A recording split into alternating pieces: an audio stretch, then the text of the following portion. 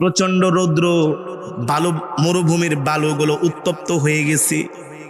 একদিন দুই দিনের তো আর সফর না, 1000 কিলোমিটার রাস্তা, দিনের পর দিন, রাতের পর রাত আল্লাহর নবী সফর করতে করতে ক্লান্ত হয়ে গেছেন, সাথে কোনো খাবারও নাই, পানিও নাই।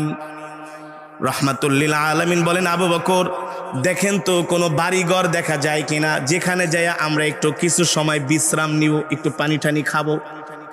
সাইয়েদনা আবু বকর তাকায় দেখেন অনেক দূরে একটা বাড়ি দেখা যায়। আবু বকর রাদিয়াল্লাহু তাআলা আনহু বললেন, ওগো আল্লাহর নবী, উনজুর ইলাল আমাম, সামনের দিকে তাকায় দেখেন অনেক দূরে একটা বাড়ি দেখা যায়। নবীজি বললেন, ইমশি মাই, চলো আমরা ওই বাড়িতে যাই একটু বিশ্রাম নেই, তারপরে আবার আমরা রওনা শুরু করব। কারণ দুপুরবেলা প্রচণ্ড রোদ, এই রোদের মধ্যে হাঁটলে তো আমরা ক্লান্ত হয়ে যাব। রোদটা একটু যখন কমবে, রোদের তাপ তখন